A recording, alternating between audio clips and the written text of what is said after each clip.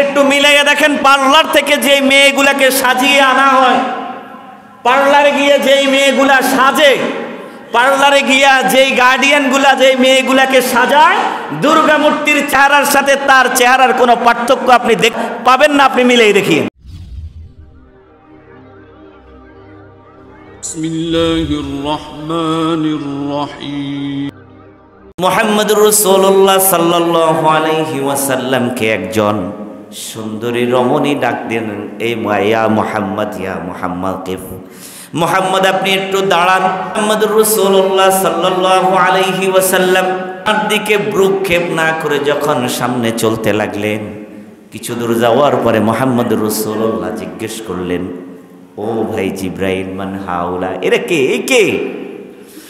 জিব্রাইল আমিন বললেন, ইয়া রাসূলুল্লাহ, ইয়া হাবিবাল্লাহ, সুন্দরী তরুণী, সুন্দরী নারীর সুরতে যেই লোকটা, যে মহিলাটা আপনাকে ডেকেছে, এটা হচ্ছে দুনিয়া। এটা কি? দুনিয়া। যদি তার ডাকে সাড়া দিতেন, আপনি যদি তার আহ্বানে সাড়া দিয়া দাঁড়াতেন, তাহলে আপনার উম্মত নারী লুবি হয়ে যেত, নারীর প্ররোচনায় পড়ে আপনার বেশিরভাগ উম্মত জাহান্নামী হয়ে যেত। নাউযুবিল্লাহ। হুজুর আপনি ভালো করছেন, আপনি ওই নারীর আহ্বানে সাড়া দেন নাই।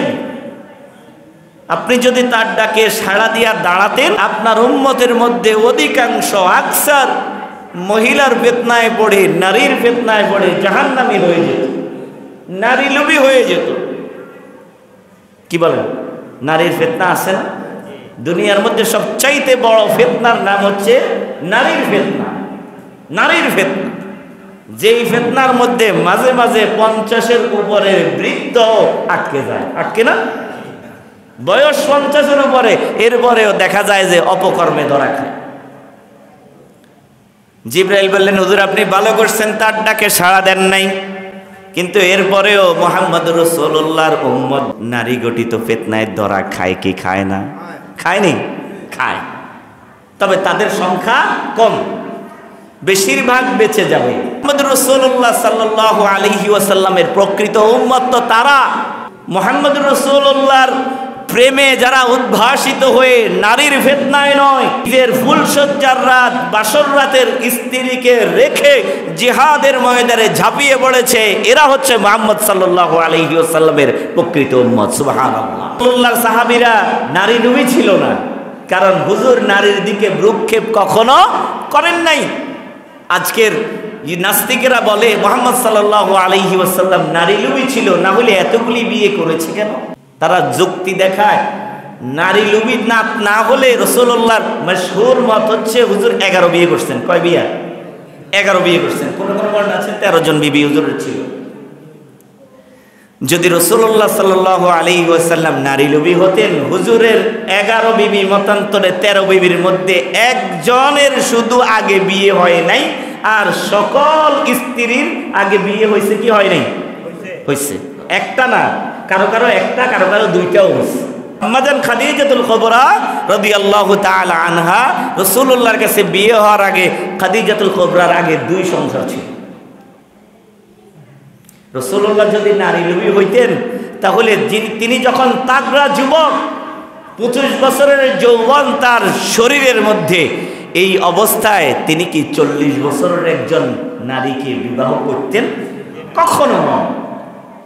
তোমরা যে মুহাম্মদ সাল্লাল্লাহু আলাইহি ওয়াসাল্লামের চরিত্রের চাইতে সুন্দর চরিত্রের অধিকারী আর কোনো মানুষ হতেই পারে না। সুবহানাল্লাহ।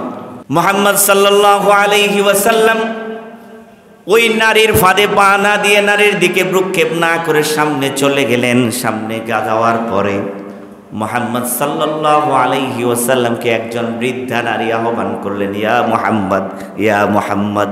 বুড়া, বুড়া না। রাসূলুল্লাহ সাল্লাল্লাহু আলাইহি ওয়াসাল্লাম বললেন, ও ভাই জিব্রাইল, এই মহিলাকে? জিব্রাইল বলল, হুজুর, যেই মহিলা সুন্দর রূপ নিয়া, সুন্দর যৌবন নিয়া কিছুক্ষণ আগে আপনাকে আহ্বান করেছে, এটা সেই মহিলা। এটা হচ্ছে তার আসল রূপ, এটা হচ্ছে তার আসল রূপ। আগে যেটা দেখাইছে এটা ছিল তার নকল রূপ।